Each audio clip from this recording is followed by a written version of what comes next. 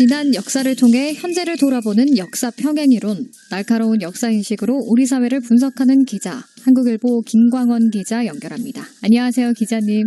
예, 안녕하십니까. 반갑습니다. 예. 오늘 어떤 이야기를 가져오셨을까요? 우리 그 국가대표 야구팀이 3연속으로 WBC 1회전에서 탈락했습니다. 네. 너무 아쉽죠. 너무 아쉽습니다. 이 대회 전까지만 해도 대부분 한국이 8강까지 갈 것이다 이렇게 봤고요. 심지어 한 미국 야구 전문 기자는 우승팀으로 지목하기도 했습니다. 몇몇 선수는 돋보이는 활약을 했지만 대체적으로 너무 실망스러웠죠. 그렇죠. 저는 정신력에 대해서 좀 언급을 하고 싶습니다. 김태균 전 야구 국가대표 선수가 언론에 너무 긴장해서 자기 플레이가 나오지 않았다 이렇게 평가를 했는데 이게 정신력이 무너졌다는 이야기죠. 일본 야구 팬들 중에도 한국은 일본을 만나면 신기한 힘을 발휘하는데 이번에는 그런 게 없었다는 말을 했었죠. 예. 강인한 모습을 전혀 보여주지 못했어요. 2002년에 히딩크 감독은 한국 축구 국가대표팀을 보고요. 정신력이 약하다 이렇게 말했거든요. 당시 우리 국민들은 모두 의아하게 생각했습니다. 네. 근데 그 평가가 결국 옳았죠. 승리에 대한 의지라는 정신력은 강하지만 게임 운영 능력, 위기 관리 능력, 창의성과 관련된 정신력이 부족하다 이렇게 분석을 했던 거죠. 세부 사항을 보니까 정신력이라는 단어가 사뭇 새롭게 다가오는데요. 예, 이게 누군지 이름은 밝힐 수 없지만 예전에 홈런을 많이 친 선수가 있었습니다.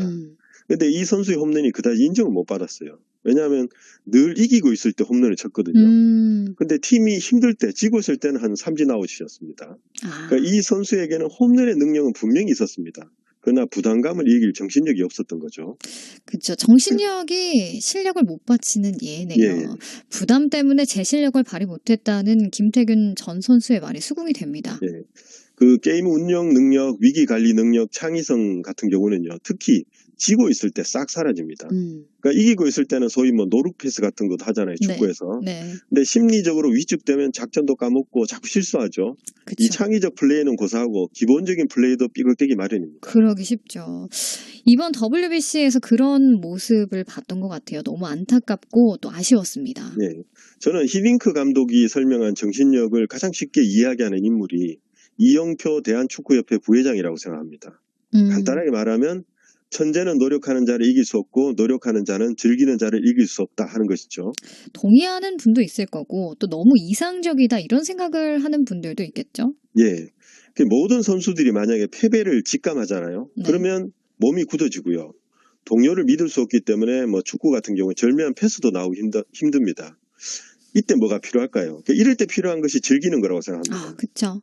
예, 경기 자체에 푹 빠져서 자기가 평소 훈련한 내용을 온전히 펼친다면 그게 이제 진정으로 즐기는 거죠. 쉽지는 않지만 이 즐긴다는 게 그저 이 감정의 차원이 아닌 것 같아요. 근데 이게 어떻게 보면요. 제정신이 아닌 상황이거든요. 맞아요. 중요한 경기에서 패배가 눈앞인데 마치 이기고 있을 때처럼 신나게 경기를 하면요. 상대팀 입장에서는 좀 이상한 녀석들이다 이런 생각이 들 겁니다. 그러니까 지극히 정상적으로 미친 거죠. 그러니까 즐기는 것은 감정이나 즉흥적 의지가 아닙니다. 철학 혹은 신념의 차원의 문제고요.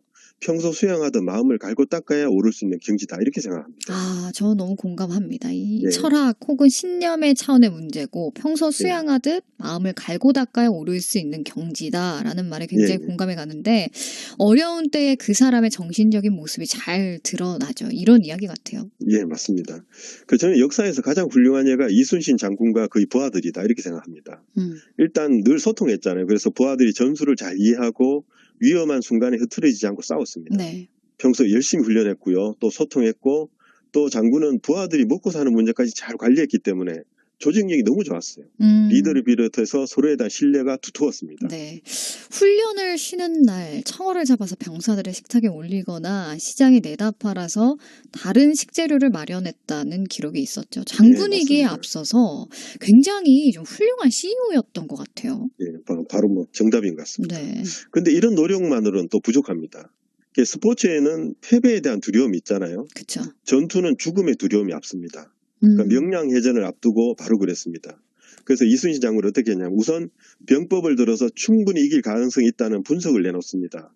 그래서 1차적으로 심적 부담을 덜었겠죠. 그러니까 다른 사람은 못 믿어도 이순신 장군이 한 말이면은 믿었을 것 같아요. 예, 그렇죠. 그리고 죽고자 하면 살고 살고자 하면 죽는다는 말이 정말로 절묘합니다. 이게 뭐냐면 최선을 다해 싸우는 것이 살 길을 열어줄 것이다라는 일종의 신념을 심은 게 아닐까 생각합니다. 그쵸. 사실 전투에서 이기는 것보다 더 중요한 건 내가 사는 거잖아요. 그래서 병사들은 자연스럽게 전투 행위 자체에 열심히 싸우면 살 수 있다 했으니까요. 전투 행위 자체에 몰입했을 겁니다. 그러니까 축구로 치면요. 플레이 자체에 끝까지 집중력을 발휘하도록 플레이 하나하나에 의미를 부여한 것입니다. 마음속으로 이 장군의 말을 되새기면서 자기 역할에 충실하려고 노력을 했을 것 같아요. 예. 정신력으로 두려움을 막은 거죠. 또 정신력으로 자신의 할 일을 망각하는 것을 막았습니다. 그러니까 두려움 없이 자기 역할을 하고 집중력을 잃지 않으면 자기 능력의 120%를 발휘할 수 있습니다. 네. 이건 실력이나 천재성 이상의 무엇이거든요. 그래서 스포츠가 아니라 삶을 놓고 보면 가장 중요한 거는 또 용기와 집중력이잖아요. 맞습니다. 이 천재나 뛰어난 사람도 마음의 에너지가 고갈되거나 심리적으로 무너지면 일을 계속해 나갈 수가 없습니다. 네. 그래서 야구와 관련해서도 선수들이 실력을 갈고 닦는 것과 함께 이 용기, 집중력 이런 걸 온전히 지키는 마음의 훈련을 꾸준히 해야 하지 않을까 그런 생각이 듭니다. 보완해야 될 여러 부분도 있겠지만 정신력 부분도 분명히 점검을 하고 또 평소에도 잘 준비를 해야 될 것 같습니다. 다음에는 제발 부디 지금보다 더 잘해주길 기대하고 소망하겠습니다.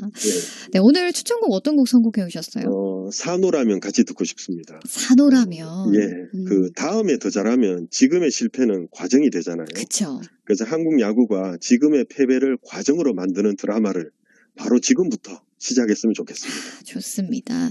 산호라면 곧 들어보도록 하고요. 오늘 이야기도 잘 들어봤습니다. 감사합니다. 네, 감사합니다. 지금까지 한국일보 김광원 기자가 전해준 역사 평행 이론이었고요. 노래 함께 들어볼까요? 김장훈, 이승환, 이소라, 윤도현 그리고 리아가 함께 부릅니다. 산호라면.